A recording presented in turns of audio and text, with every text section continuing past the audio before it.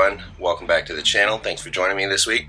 It seems the weather has broken us out of our fourth winter into what should be a legit spring instead of our fifth or sixth fake spring or whatever the heck the weather's doing this El Nino year. But regardless of that, spring is definitely springing and we got some more eggs. So let's take a look and see what we got.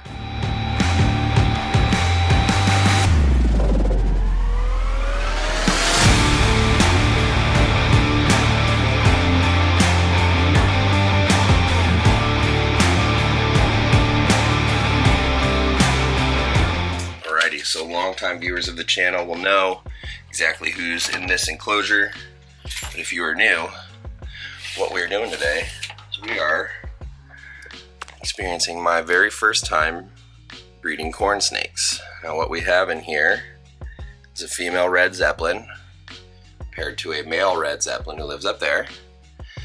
And red Zeppelins are a pure locality Okatee albino that popped up in pure locality Okatee Hunt Club stock from Howie Sherman, and today we have eggs. So we are going to take a look, check on mom, check out these eggs. I've got an egg box ready to rock for the incubator right here. We are going to do this. Okay. So as you can see, I gave mom a nest box with some damp sphagnum moss and lined the bottom with some hatchite. We're going to see how these look. And I'm not gonna lie, it's not looking good. 'Tis the season for failure for me, it seems. Yep. Easy. Let's get mom out of here. She looks good and empty.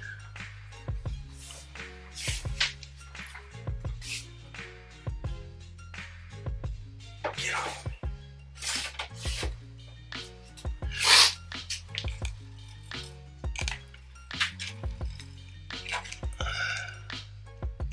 I'm no corn snake expert, but I'm pretty sure I know a slug when I see one. Slugs. Slugs.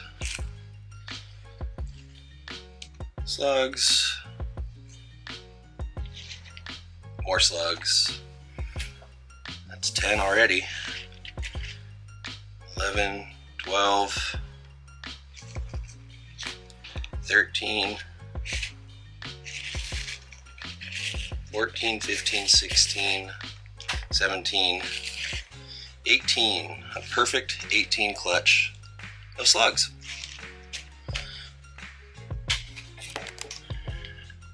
I don't know what it is about me and colubrids, but I'm like this close to giving up and throwing in the towel on all colubrids at this rate. I got nothing to say. I'm kind of over this. Well, it's been a few days and emotions have settled. I don't think I've done anything wrong with the corn snakes. From everything I've gathered, that seems to happen from time to time. The other thing I suspect, and this might sound hokey, kind of weird, superstitious, but this has been an El Nino winter. And over the years I've heard other breeders talk about El Nino winters messing things up and throwing things off for them. All I can say is it's definitely an El Nino winter. It's actually raining right now. Yesterday was 83 degrees and now it's supposed to be a high of 58 and rain all day. So with how I let the room kind of experience some ambient stuff with my additional manipulation, maybe it was just too cold longer than it should have been for both Crebos and corns. I don't know. I really don't know. Wish these animals could tell me. I think we all can agree that would be pretty neat. But today's another day. And we're just going to keep going and keep chugging away because a life with snakes is better than a life without. Now, as you can tell, lights aren't on, we're in the snake room in the morning, I've got to go to work. Who wants to guess what's happening? Come on. You don't know? It's like a tradition around here. Snakes like to lay eggs right before I have to go to work. So yeah, what I'm saying is we got another clutch on the ground. And this one is actually in the process of laying. I'll probably have to come back later to get this, but this one's really, really cool. And I'm gonna give you just a little sneak peek because I don't want to stress her out. She's actively laying, and then we'll talk about her. All right. Okay. I don't know how well you can see, and I don't want to disturb her because she's literally actively laying. But I see 7 or 8 eggs in there. I'm gonna just let her be. All right, so story time. Let's put her away. I'm going to make a lunchtime debut for that. But if any of you have been following the channel and my breeding or anything for the last 5+ years, we're going to say 5 years because it's related to that female, then you would know that female I hatched out in 2019 as a maternally incubated clutch of jungles, and I kept 1.2 of some really nice striped animals. There are a lot of stripes in there, so people who have animals from that clutch, you probably know which one I'm talking about.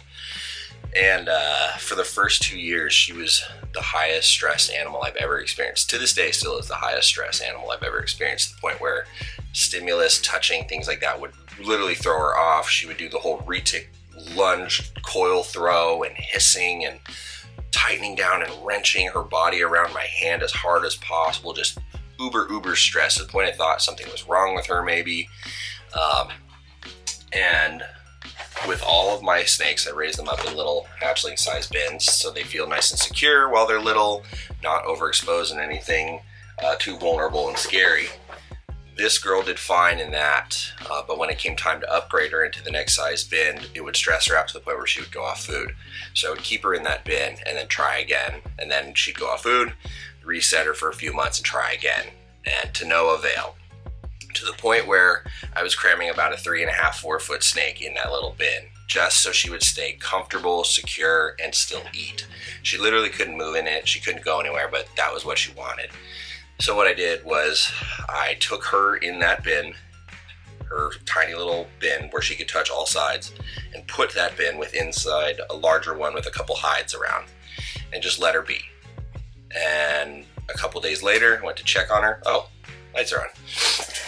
A couple days later, went to go check on her, and she had left her tiny little secure hide in the bin and ventured out into the bigger enclosure under another hide. And I just took out her little baby bin without her noticing, and we just continued on like nothing ever happened. She kept eating, so on and so forth, to the point where then I was able to take baby steps of handling, training, socializing, getting her out for very short increments, trying to make it low stress, put her back low stress, the whole nine, and got her to the point where she was at around 4 years old, smashing medium rats, coming out, being a little less stressed. I could handle her somewhat like a normal snake.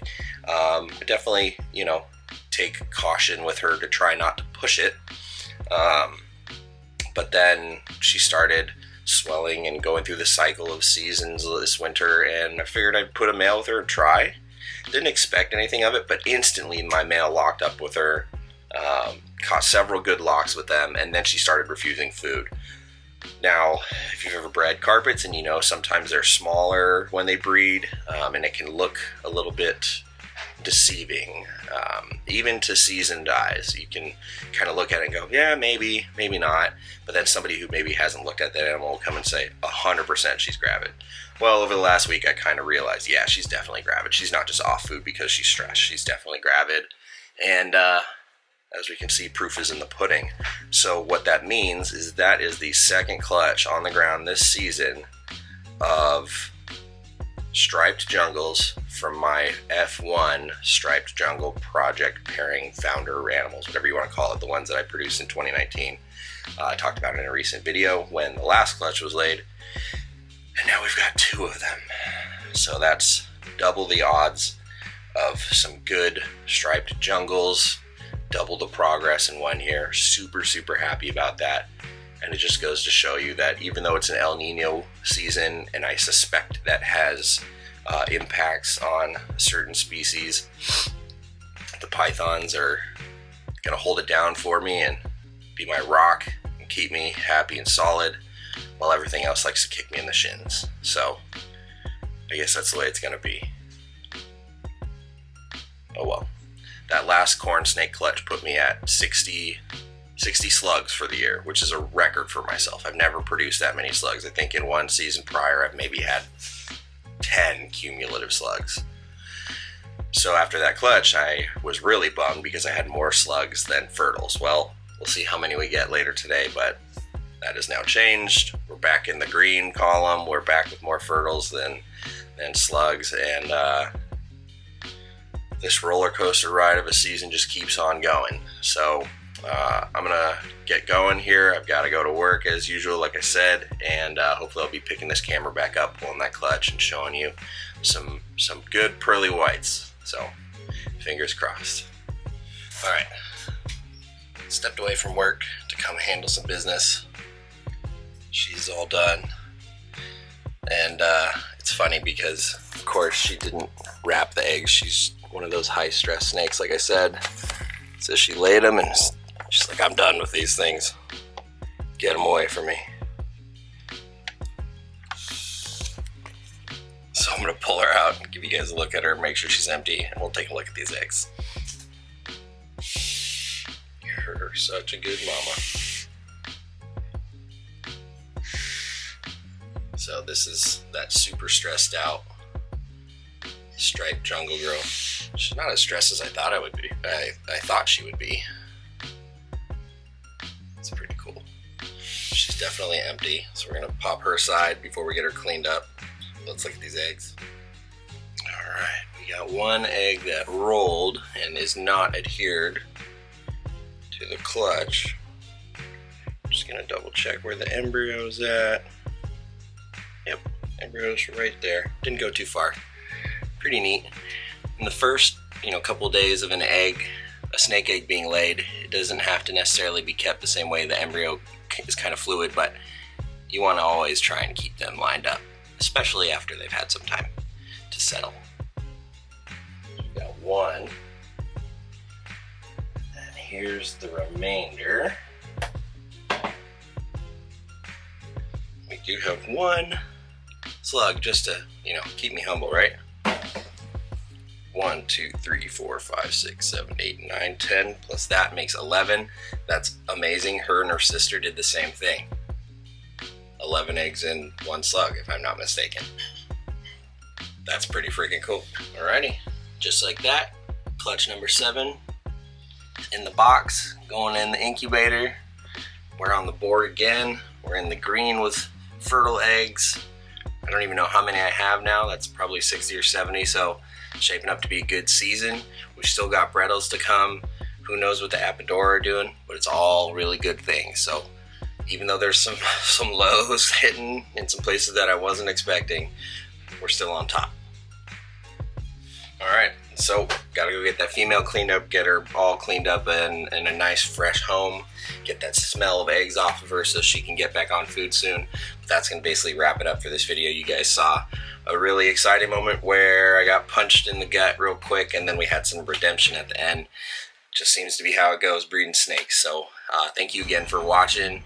Please go check out Heli Guy Serpents, one of my sponsors. Amazing 3D printed products for your animals. Check them out on Instagram at Heli Guy Serpents or heliguyserpents.com. He's always running deals. RR10 will get you 10% off products, so don't miss out. If you're doing any shipping this year, go check out Reptiles Express. They're my other sponsor. They do some of the best work shipping out there. They take good care of you. You get all your products there. And if you use code Riley50, you'll get 50% off standard FedEx shipping rates for up to 10 labels per customer. Their premiumcrickets.com is their sister company, so they've also got a deal running, Riley15, for 50% off if you need any feeders or anything like that shipped to your door. Go check them out, premiumcrickets.com. Don't forget to become a member of USARK and USARK Florida. They need us, we need them. What more can I say? I've been beating that drum for a long time and I will continue to do so.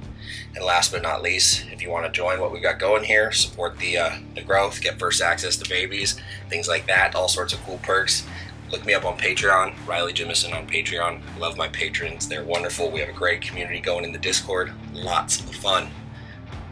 That's all I've got for you this week. Hopefully there'll be some more good stuff next week.